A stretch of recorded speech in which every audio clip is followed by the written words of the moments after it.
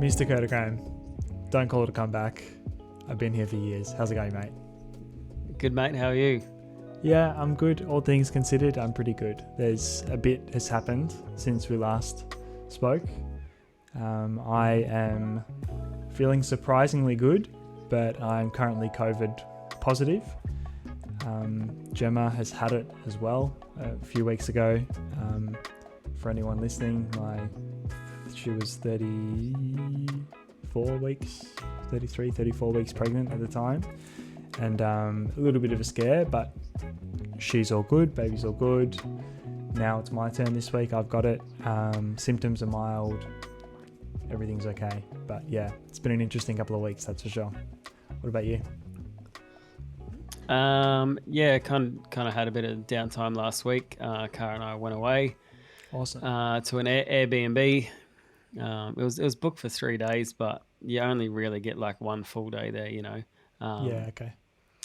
You know, by the time you get up there the first night, and then when you have to check out the final day, it doesn't really leave you much time on those days. So Yeah. I was grateful just to have the one full day, but I'd rather have a week off soon. So For sure. I heard someone talking about recently.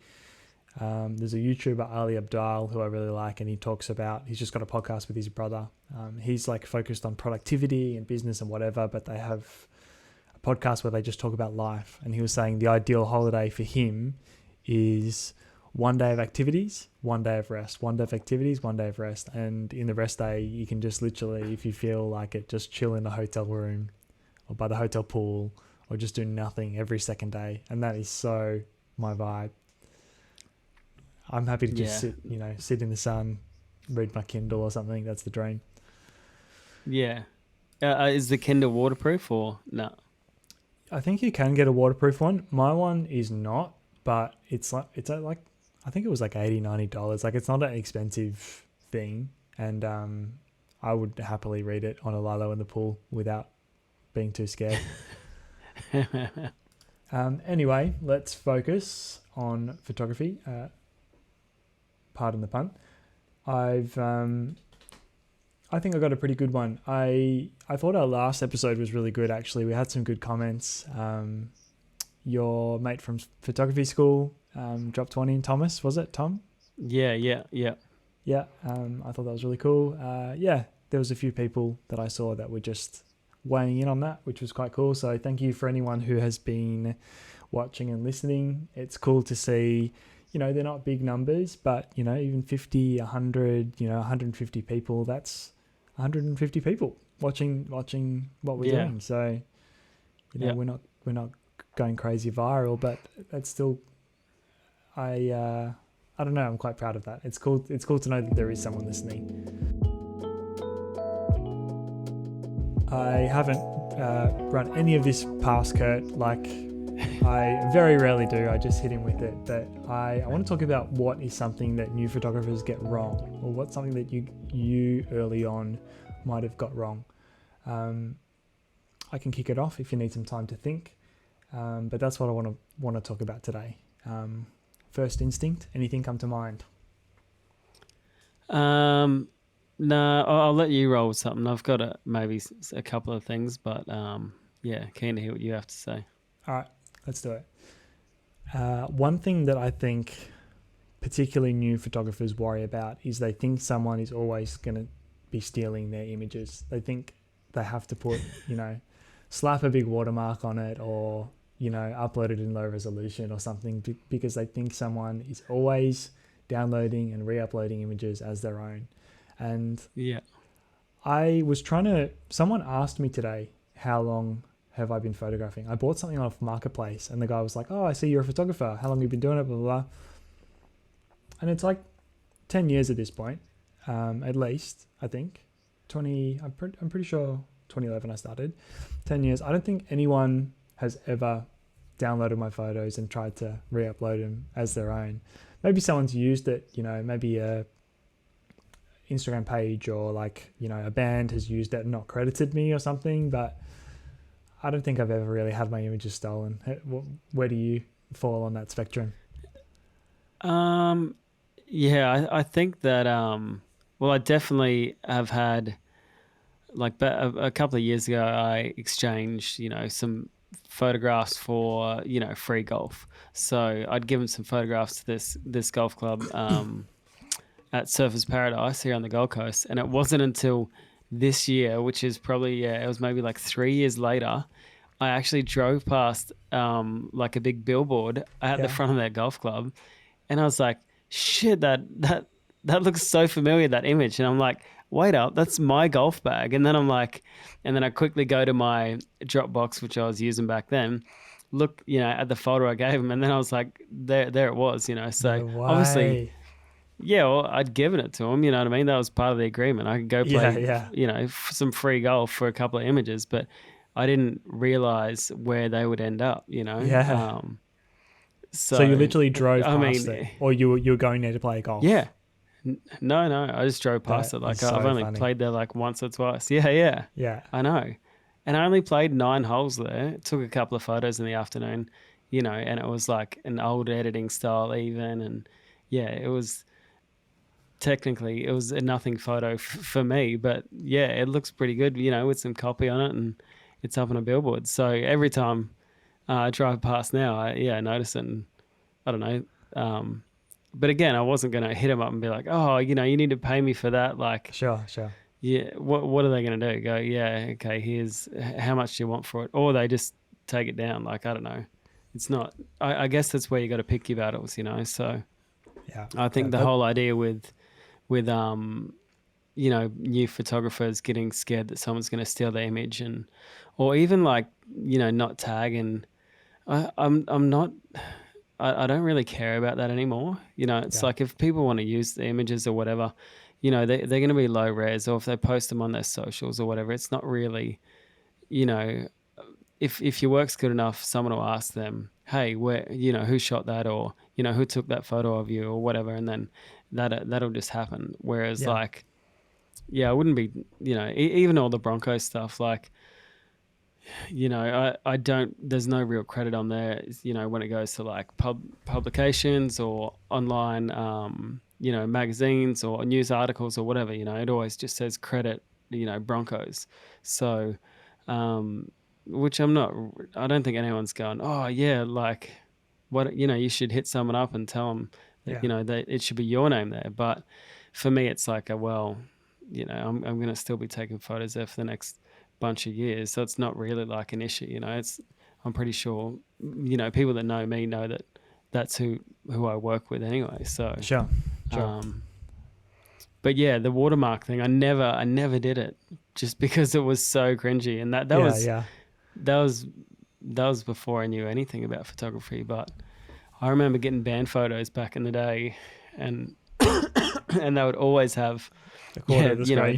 the photographer, yeah, across the middle, or it would be down the bottom right, but just usually just too large. Like, and I don't know, there's still people that actually post those images anyway, like that don't care about the watermark. I've seen like shitty real estate where they'll just post it and they'll say whoever's photography or whatever, or even on Airbnb or real estate listings, someone will take a photo of their laptop and then Oh my use that God. image.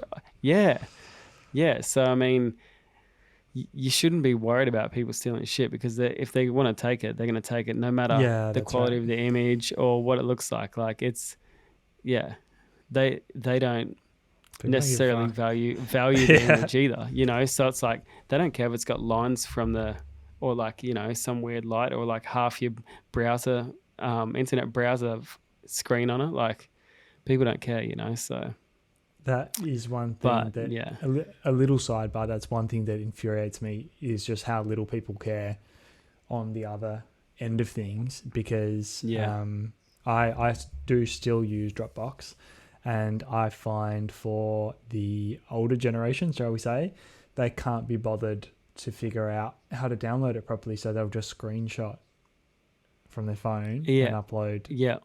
So something like that. it happened. Yeah, it happened a lot when I was using Dropbox because they wouldn't know how to download it, and they would screenshot it, or somehow they would get a version of it that is the lowest resolution that I have ever seen, and I couldn't even figure out how to get that lower res image Yeah. of something that I've given them at high res. Yeah. How they've managed to get it that low res and then post it on socials, Oh, you know what it is? and I feel like it's not even small brands, like big brands, yeah, it's unacceptable. and it blows my mind. COVID, excuse me. The you know what it is? It's I feel like again, older generation, I'm going to throw you guys under the bus. I feel like they will SMS or Facebook message photos to each other, and that just crushes them. Yeah. Because Okay. you got to squash it and then send it along Yeah, the the radio JPEG. waves or Yeah, however yeah. it gets to where it's going. I feel like that crushes them. But the watermark thing is funny. I used to be a big watermark guy. And the funny thing is, I actually thought I never used to do it because I thought someone was going to steal my photos. I actually used to do it because I thought it was really cool. Yeah. I remember I used to, before I was doing photography at all, I used to follow all the band photographers because I was in a band, and I thought all their stuff was so cool. And I used to love the fact that I could tell which photographer was which from the little logo or whatever. Looking back, like you say, they just distract so much from the photo. Like, it's too big, the opacity's too high. Like, basically what we were all saying was, if anyone sees this photo, they need to know straight away that this is mine. I took this, I created this, no one paid me for it, so I'm going to try and get my name out there.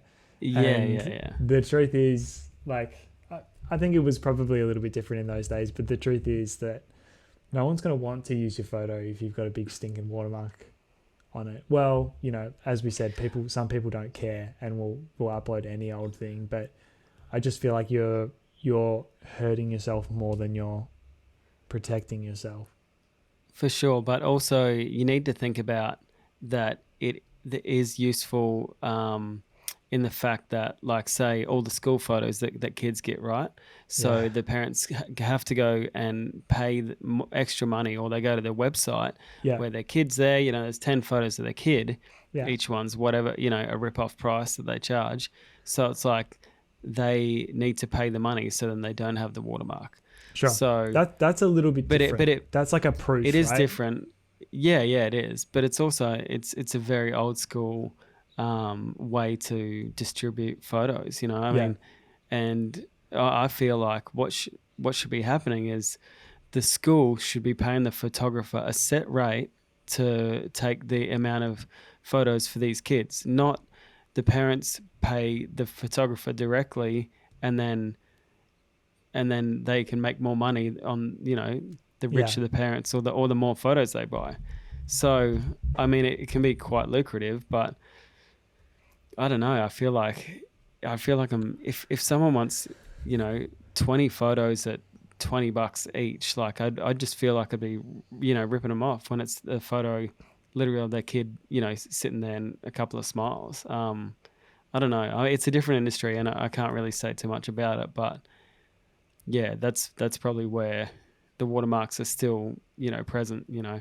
And there's also, I think, like, a lot of local sports photographers will go down to the rugby club or the soccer club, and then same kind of deal. So they're still using that almost like a gallery with all the stuff to make money. So but yeah, I just think that there should be some way that the football club or the school should pay the photographer for their time to be there and for the edits, and then there's no watermarking needed. But yeah, I agree, and I do see the value of it. I suppose when I'm having a little cheeky dig, I'm talking about if you're going to put out something that's a final product online, you've taken time, energy, creativity to create something, and then you're going to put that out there, and then you slap a watermark on it.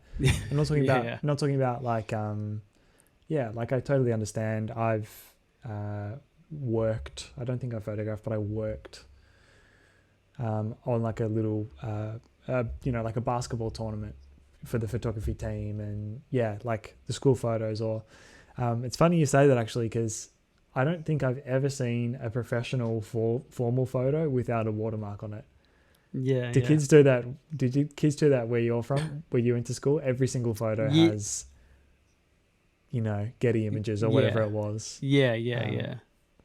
the lowest resolution possible, Yeah, which is yeah, hilarious. exactly. So you can't see it anyway. Like Yeah, you physically have to buy the image to even see any kind of definition. Yeah. but you're right. The school should just build it in. I suppose the reason they don't is because the reason these companies do so well is because they can pitch it to the school as if the school doesn't have to pay a cent. Exactly. They Yeah. just set up and then, you get connected through the website or whatever it was to the parents. I think it was an envelope when we were at school. Yeah, You send yeah, it it in an was. envelope Yeah. to someone. I'm sure it's transitioned to online these days. Um, but yeah, school photos. I don't remember any really being taken of me. I don't remember school photo day.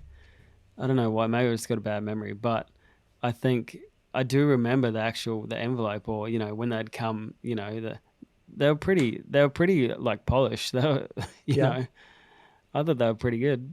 yeah. All right, let's move away from that a little bit.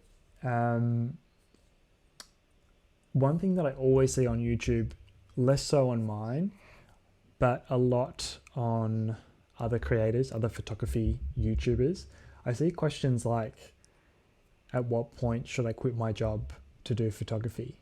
Or when do you know Mm. it's right to quit your job? And I think that one perception that new photographers have is that the way to do it is you you get your lenses, you get your camera, you learn your tricks, and then it's like, I have to quit my job and then start, and then I'm a full-time photographer after that. Whereas that's not really how it works. It's like you might have a client on the weekend once every couple of weeks or whatever, and then you build it up gradually and gradually and gradually until the balance doesn't make sense anymore. I think Yeah. from what I see, especially some of the older YouTubers, there's a lot of people in the comments that they really want these guys to just lock in and say, you should This quit your is how job you now, do it. go for it. Yeah. You should do it because it's going to work. Guaranteed. Just quit your Yeah. job. What do you reckon? So I reckon that I've had a lot of people ask me, and this isn't just one person's asked me. It's like a few over the years, and I always say, don't quit your job. Like Yeah. you literally don't need to quit your job until you have to quit your job. Like you can work part time, you can work casual or whatever, right? Like there's I think you should hang on to a job as like your normal job or whatever, as long as you're like, it's not gonna kill you to rock up. If it's still just a job that you've done for years or whatever, I say don't leave that job until photography is your full-time job. Like you don't have to make that decision. It just happens for you. But Yeah. I remember when I first started, I assisted fashion photographer in Brisbane. His name was George Favios. Yep. And I assisted him on some big campaigns, and he's a legend. I don't know. I think he's just one of the best because of his attitude. He's aura. He's just a great bloke. But Yeah. he said to me, you can work, Sunday, or you can work the weekends, or you can work whatever, something part time, but you don't need to tell anyone that you're still working that other job. Yeah. Like you don't make it out like I'm only a part-time photographer or whatever. It's like, you just go and do that job that makes you the money so you can pay the rent, right?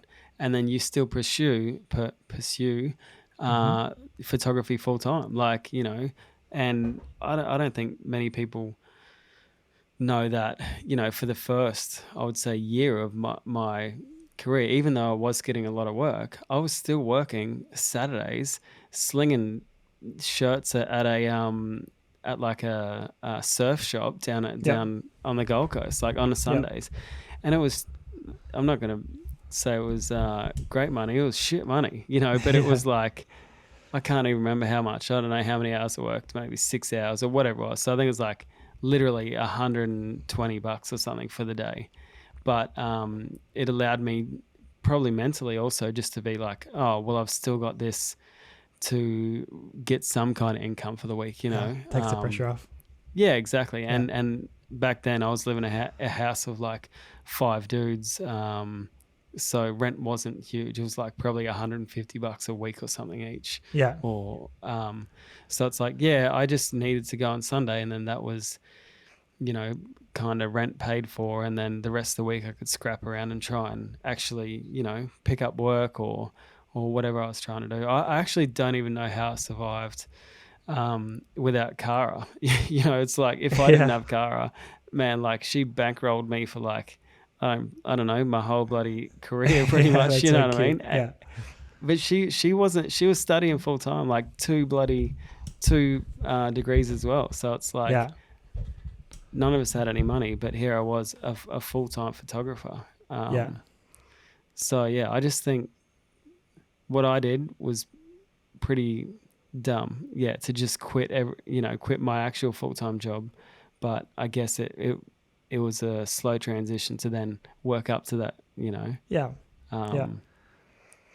But yeah, I don't know. Like, how did you transition into it being full time? Like, I guess how long have you been working with Jared? What kind of opportunities came up before him, and how did you transition? You know, because tell me about it. It was a little bit different for me because it was, well, I was working in retail as well, and I was a bit more. That's great advice that guy gave to you, by the way. That's excellent advice. And how you started that as well was excellent as well, because you started by saying the answer is you don't quit your job. I agree wholeheartedly. Although I was sort of a little bit more on the insecure side, I would say, because so many of my peers, so many of the guys in our little niche scene, whatever, there's a few in particular that I can think of that are very, very judgmental, and they get together and they talk shit amongst themselves, which is whatever. I was never really sort of a part of like the cool clique in Melbourne. But some of these guys, I just remember, would just talk shit about all the other guys. And I just remember thinking, you guys are so talented. You don't need to be talking shit about other people who, you know, to be honest, are probably less talented than you. I don't know why you need to. Anyway. So I was always a little bit insecure, and I'd say I would always not be confident to say that I was a photographer. I'd say I'm an aspiring photographer, or I'm chasing photography, or like stuff like that. I would work like, let's say I was studying for the first 4 years of photography. I was studying. And not doing that much on the sides. And then it grew and grew. And then sort of towards the end, when I finished studying, I was working like 3 or 4 days at a retail job. And then I would chase like little bits and pieces of freelance with bands and whatever else I could get. And then every other waking hour I was putting into YouTube at the time. And so that's the way I could sort of justify it, was because when the freelance work wasn't coming in, I was like, at least I've got something that I'm building, and I can see I've got a target here that I'm moving towards. I can see, you know, I can literally track the figures and see the curve as it was growing. And, you know, a part of me wishes that I had have stuck that out, but, you know, at the time I definitely made the right decision. And looking back, I wouldn't change anything. You know, the opportunity came up to, work for Jared and whatever. And then it was basically at that point, you know, quit my other job. I put YouTube on the back burner because I was, you know, 5 or 6 days a week doing that. So it actually was quite abrupt in that way for me, but it also wasn't like I was jumping off a cliff and then learning how to fly on the way down. And that works for some people. Some people have that sort of personality where it's like, well, if there's no choice, then I'm going to have to make it work. So you make it work. Some people can do that, and I really admire that, because that's not how my brain works. I like to put a safety net down below. But yeah, I was working a few days a week in a retail job, and like you said, that just takes off so much of the mental stress and pressure. And yeah, it's kind of shit. Like retail's a chore. Like it's fine. It's easy. It's whatever. But you know, it's a bit shit at the same time. And you know, there's always some middle manager that takes their job too seriously and whatever. At the end of the day, like we just used to say when it was, you know, there's all sorts of, you know, drama and nonsense in retail. But at the end of the day, we just would say, we're just selling shoes. Like it's not that hard, you know. I'm not waking up early to go onto a build site to do manual labor. I'm just selling shoes. It's not that bad. Yeah. So do you think that any of your, you know, I don't know whether you worked at Macca's or any of that stuff, do you think any of that or even at the shoe shop had like a good impact on, you know, maybe the way you're able to talk to clients now? Or like, do you think anything that wasn't related to photography has actually helped you within your career? That's really interesting that you say that. I think in a general sense, of course, like learning how to talk to the general public and make conversation with strangers, and also just learning how to sell. And, you know, I think you learn so much having a job as a young person, as a young adult. But when you said that, I thought to this one moment, and I think of it every few weeks. I think of this moment. I was in the sneaker store, Platypus it was, and I had this customer come in. I can't even remember what I was selling him, but we had sort of like a great chat, and he was telling me about all the stuff he was doing, and he was telling me he was getting really into personal finance and all this stuff, and he's just bought a house and he's made these investments and whatever, and he's got a kid on the way and whatever. And I would have been maybe like, let's say 24, 25, something like that. And he said, the biggest piece of advice I can give you, he's like, there's this guy called the Barefoot Investor. He's like, I got his book. I subscribe to his newsletter. I sign up to his trading thing, this and that. He's like, if there's one piece of advice I can give you, just like get this book. It's $20. Read it. If it doesn't have an impact on you, there's no harm done. But he's like, it's fully changed the direction of my life. And as cheesy as it is to say that I read The Barefoot Investor and it had a big impact on me, it had a huge impact on both of our lives. And I wouldn't be sitting here in my own home like this if I didn't have that interaction. And So it was that. Oh, for sure. And I think, my life's been full of moments like that as well, that lead to the next, that, you know, a little conversation you might have with someone literally catapults you in a different direction in life. But so the Barefoot Investor, you worked at a shoe shop and then you read a book about someone who doesn't wear shoes. That's right. Is that what he? Yeah. Okay. And then it changed your life, changed your mind. You're irony. Like, I don't need the shoes. Yeah. Yeah. The irony. This is probably a quicker one, but this is another one that comes up on less so mine, but other people's YouTube videos all the time. And I'm guilty of this sometimes too, but new photographers are always indecisive. They always want to know, what lens should I get? What is the best portrait lens? What is the best sports lens? And I get it. I've totally been there. Like, gear acquisition syndrome is a real thing. And, you know, I remember being that kid, you know, first year uni or whatever. I didn't have that much money, and I'm spending hours watching a review of a Tamron versus a Sigma versus a something else, because you can save a couple of $100 on one of those. What do you think? And what do you think is what's the mistake, or what shifts when it becomes when you know what you're doing? So I think that it's really hard because for me, I was just obsessed with gear. So when I could actually afford some lenses, which it wasn't until, you know, a year after shooting, because I just shot on a bloody manual focus, you know, secondhand lens that I got for free. But then when I first bought my first lens that was autofocus, I was just amazed. I was like, holy shit, this changes the game, you know? Yeah. I don't know why I shot manual focus for like a whole year, but it was probably like, I think I said, I'm never going to shoot autofocus. I'm never going to use Photoshop. I'm never going to Yeah. use Lightroom. That was like it was like, no, that's like, you know, too, I don't know. You're Like purist. yeah, exactly. I was Yeah. like, yeah, whatever it was, stupid. Yeah.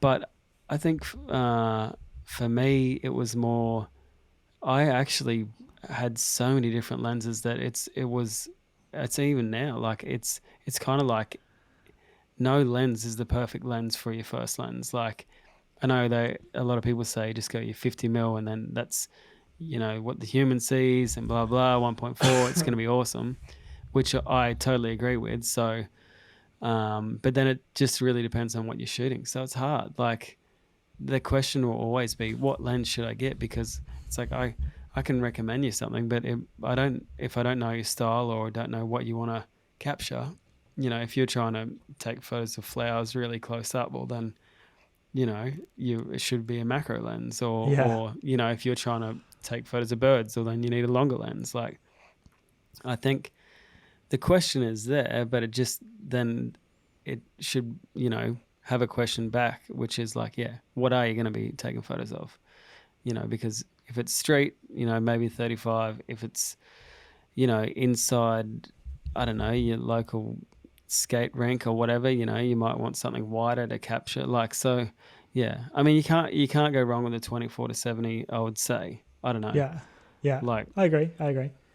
What about the psychology behind it? Because I remember thinking like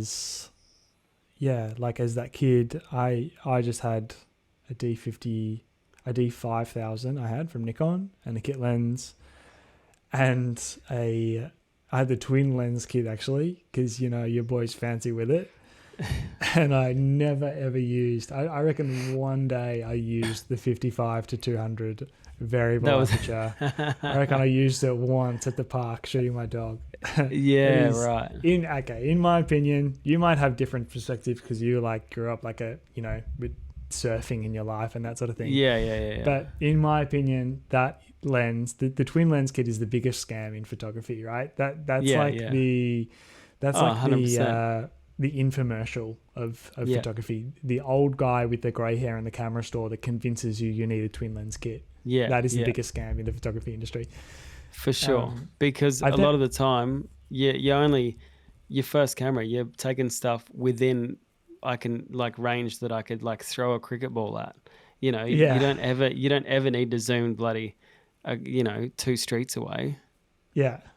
Yeah. And to be honest, when you get your first camera, you're not really taking photos outside of your own backyard. Well, no, that was me. Exactly. For quite some time. Yeah. I was chasing Zach around the house or making him get on a skateboard and yeah. So where I was going with that, the psychology, I think I was saying. And the psychology was, I ended up getting rid of that second lens. I was like, I'll sell it. It's, you know, I'll get $100. I can put that into something else. And I remember thinking, you know, after using this first lens and enjoying it for a while, for a year or whatever, I remember thinking the difference between me and those other really good photographers is they have good lenses. I need to get some good lenses so I can get some shallow depth of field. Once I have shallow depth of field, then I'll get the work. Yeah. Then I'll be able to shoot cool things for people and people will want to hire me. That was the psychology. It was like, all I need is that next thing, that one next thing. And then, you know, I'll be able to do what I want. And we all know that is a never-ending cycle, you know, right? We're all guilty of that still to this day.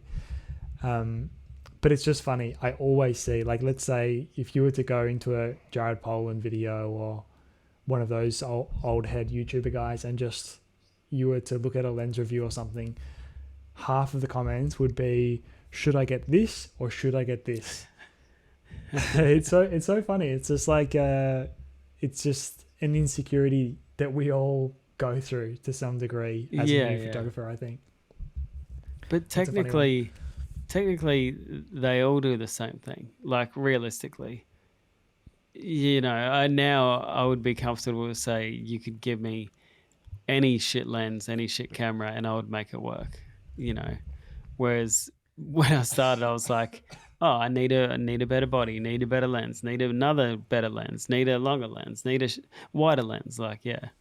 But I think that's what's cool about photography as well. It's like you're always learning, and it's exciting to use different things. Like literally, I shot on a macro lens this week for the first time.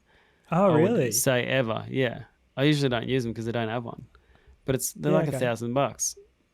I should just Yeah, get and one. you do so much product and food I and know. all that stuff. Yeah. Yeah, no. There you go. Yeah. I mean, yeah, it's a no-brainer to get one. So Cool. maybe eventually. I just borrowed it off a mate, but even there, see, again, I'm like, oh, maybe I can do that. But then, as you said, like I already do all the stuff without it. Like, Yeah. yeah. Well, if you haven't needed it, you haven't needed it. If you've got Yeah. away without it, then you don't need it. But yeah, I mean, that'd be, I would think, a handy one for you to have. Yeah. Just quickly before we move on, I spoke to Jeremy last week. Jeremy X Lewis. Yeah, what's he doing? He was saying he watched a couple of the episodes, and I was saying he's still shooting, whatever. And he's like, oh, I don't shoot as much these days, but I recently shot a wedding, blah, blah, blah. And he's like, I've been thinking of selling all of my gear and just putting the money into an X100V. Oh. And yeah. I was like, that appeals to me so much. I wish I could do that. Imagine, oh my God. I was like, that is like secretly my dream, to just have a little kit with like one light stand, an umbrella, a little flash, and the X100V. That is my dream. And he's like, yeah, was listening to you guys chat, and yeah, I've been thinking about it. I'm not shooting that much, so yeah, going the opposite way. I don't know if he's actually going to do it, but I thought that was really funny. And if you've been listening to the podcast, how much we've been championing yeah. the X100V. So any other converts to the club, we welcome to the cult. Yeah. We're going to get a log cabin. We're going to start a cult. We're going to do blood sacrifices, and we're going to use film simulations. Yeah, exactly. I'm all about it. But yeah. To add to that quickly, they do also have the like tele converters or whatever they're called, right? So you can change it into a bloody, I don't know, 50 mil or 90 mil or like wider. Man, one camera does it all. So I've thought a little bit about this. I think there's like a 28 mil and a 50 mil. So it's not heaps either way. But I reckon I could do, if I had to, I could get the wider one. And I reckon I could do, with the leaf shutter, you can sync a flash to like 4,000th of a second or something. Yeah. So I could, with a small flash, I could do hella band promos with that little camera, If I was starting from scratch with $1,000, I'd buy a X100, Yeah. That might be just get that. Yeah. $300 or $400. Yeah. Anyway, that appeals to me so much, to have a little kit like that. That's hot. I know. I'm getting excited. We really need to stop talking about this. Okay, I need an ice bath. Okay, here we go. Trying to hide things from other photographers. Like you work something out, or you learn something from somewhere else, and you think, this trick, this one thing that I've worked out, if someone else finds this out, they're going to take all my work. I'll give you an example. I'll let you run. I can see behind your eyes you've probably got something to reference, but I'll tell you one really silly example of my own.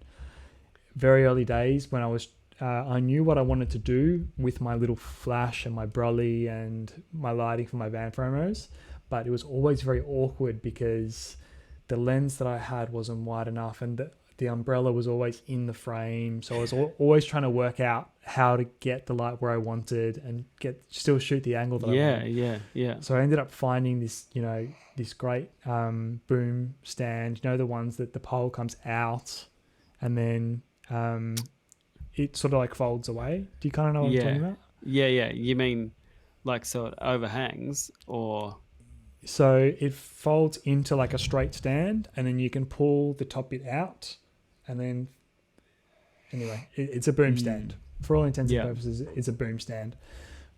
And I was like, this is it. This is the secret. I figured it out, right? And then I could, put a little shot bag, boom up my umbrella, shoot on a wide lens, no umbrella in the frame. And I was like, yeah, this is my advantage over all the other photographers in the yeah, scene. yeah. I can't let anyone know this light Yeah. stand that I'm using, because if they find out what light stand I've got, then they'll be able to take the same photos that I do. Yeah. I mean, how stupid is that? This must have been 12 or 13 or something. Yeah. And I pretty quickly got over that. But in my mind, I was like, I need to protect this. This is my little secret. I think new photographers think that everyone else is always trying to steal their thing. Yeah. No one cares. No. I mean, especially today where everything is at your fingertips anyway, right? If you want to learn how to do something, someone on YouTube will tell you. Yeah. Hey, by the way, I don't know if the podcast is the right place to ask, but I need to know what's on your wrist right now. Oh, no. So that's the thing. I just keep it a secret. Yeah. So I actually get watches from Garmin. So technically I shouldn't really be like flaunting around anything else. But since I got married, actually Garmin sent me a watch that I really liked on my wrist, and I was able to track stuff, and it still gave me notifications and all that, but still looked classy. But I think since my wedding, I was just really, really into I just got into timepieces, like just my head, and then I was justifying buying a Rolex, and like every day I was just on Kara's case about like getting one and acquiring one, and like I can't even imagine the amount of money I was ready to drop. and then anyway, I found I guess it's a homage watch, right? So it's modeled off a 1665 Sea Dweller, so it's pretty much the year was like 1965 this is like totally not even photo talk, but yeah. I'm really interested, and I know my dad is watching this, and he's going to be really interested as well. So, Hi, Jimbo. So it was like, I found this watch that was, more true to size as well, because I have pretty small wrists. But anyway, so the one that I ended up going with is a Steinhardt. So it's a German brand, and it's called an Ocean One 39 red or whatever. So it's got the double red like the Sea Dweller had. It's very similar, like for all intents and purposes. Like at a glance, it looks exactly the same. The only difference is, instead of saying Rolex, well, not the only difference is bloody, it's not made in the Rolex factory. But so this one that I got, I really, fall in love with it, and I wear it all the time. Awesome, love it. But there's I was just trying to then lock initially where my budget was for the Rolex, and then maybe that's a bit stupid. And then I went down to like the Tudor. Get a Tudor, and I was like, oh, I could get a secondhand Tudor, that had the Rolex like case, the Oyster Perpetual case or whatever. Anyway, and then I was just like, money, like you got to pay for shit and you got to eat, right? So then my budget went down and down and down. So where I was initially looking was like, 25 grand. Then it went to like half that. So then I was maybe looking at about 8 grand. Yeah. And then now this thing cost me $748 shipped to my door. Like took 2 days to get here. Yeah. Never had a problem with it. And automatic. Yeah, automatic. And I just feel so comfortable now, because now I'm like, I'm not going to smash a 25 grand thing, and now I can thrash this and enjoy it and just actually live with it, right? It's like same as getting a Leica camera. Like if I'm carrying around a Leica, with a bunch of lenses or whatever, like it's so expensive that if it breaks, like I wouldn't know what to do. Like, I feel and that's the thing, dude. There's one guy on YouTube that I follow that, what's his name? Ben Shish or whatever, right? Must be a baller, because he's just shooting only Rolex, like film and digital. Must have the biggest loans in the world or the biggest money. dresses like a hobo. But anyway, so I'm like, Oh, Ben H. Yeah, I think that's his name. Yeah, Shooting Leica, you mean? yeah. So Yeah, it's yeah, like yeah. I would love to be that dude and just only shoot that. But the thing Yeah. is, the amount of outlays put into buying those cameras and stuff, I actually feel like, yeah, he would have done. He could have got a Sony kit that would have been like, I know I'm biased, but like Sony kit that would have done a 10 times better job than the Yeah. Leicas, like performance wise, resolution wise. Like, I know they just announced the MP11 and that looks cool, but yeah, I don't know, man. I'm like, I would rather buy something that is affordable and that works for you Yeah. rather than Yeah. flex. But anyway, that big story for, a Mate, watch. I have to say I only caught a little glimpse of it in one of your shots during the week, and it looked beautiful on your wrist, and I couldn't really tell. I thought it was a Submariner or a Sea Dweller or a Yacht Master or something. Yeah. I couldn't really tell. But yeah, that's the point of a sports watch, is to wear it. Especially a stainless steel watch. The point is to wear it every day. Exactly.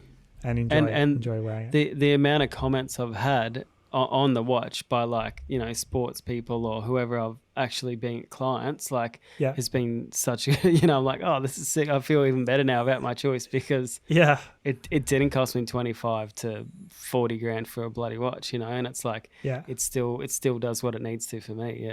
Yeah. Awesome. All right. I may or may not leave that in. But we can talk watches another time. We can talk watches in person next week, maybe. Yeah.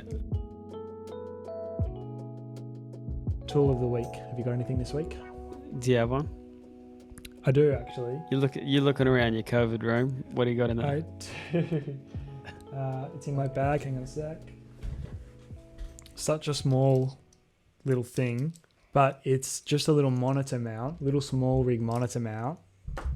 And it's got, a nice fat ring, tighten it down on the hot shoe, and then a nice fat ring to tighten the monitor. And then this actual, it swivels and it tilts, and it just works on tension. You don't actually have to tighten it with an Allen key. Once you've got a monitor on there, you just move it and it'll stay where you move it. And to just be able to quickly, most of the video stuff I do is on a gimbal and it's on a magic arm. But sometimes I need to just quickly get it off the camera onto a tripod, and then to try and get my monitor connected to the tripod somehow is a hassle.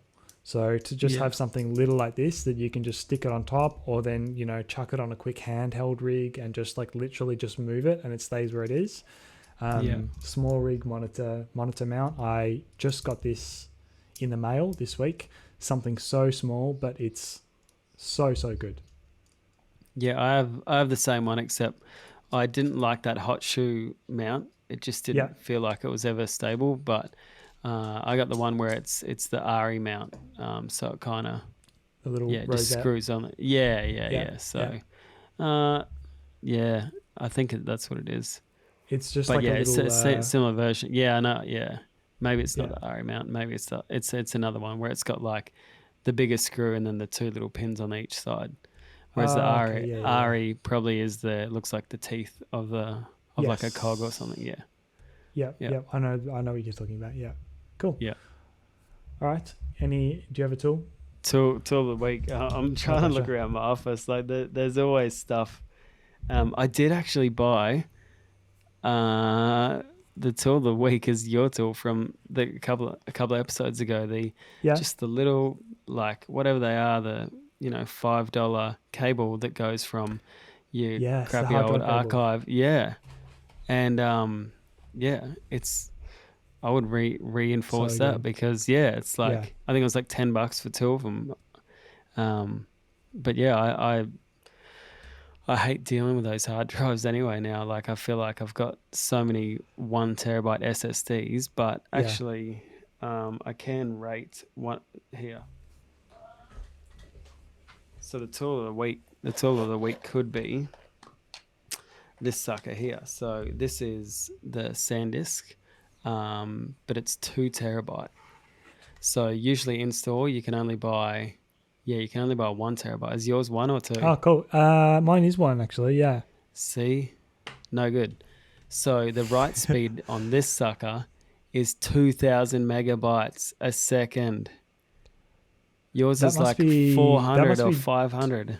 Yeah, I think mine's 500 up and down.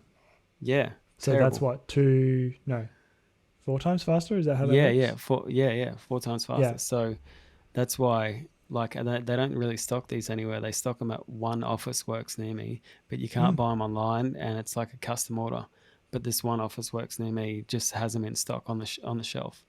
But Interesting. the only issue is for this one thing, it's $660. Oof. But honestly, it's a game changer because 2 terabytes.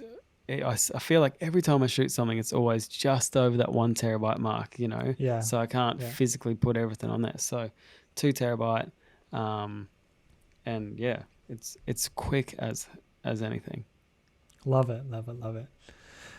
All right, that's it for another week. Thank you for joining me once again. We're done.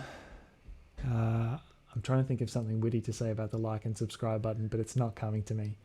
So let's blame COVID brain. Just give that like button a gentle tap. Subscribe button, just treat it nicely. We don't smash the subscribe button. We just you got to treat them good. And if you would like, you can even ring that little bell. I don't mind. It's okay with me. And that'll do us for another week. Thank you for listening. Thank you for watching. We'll see you next time.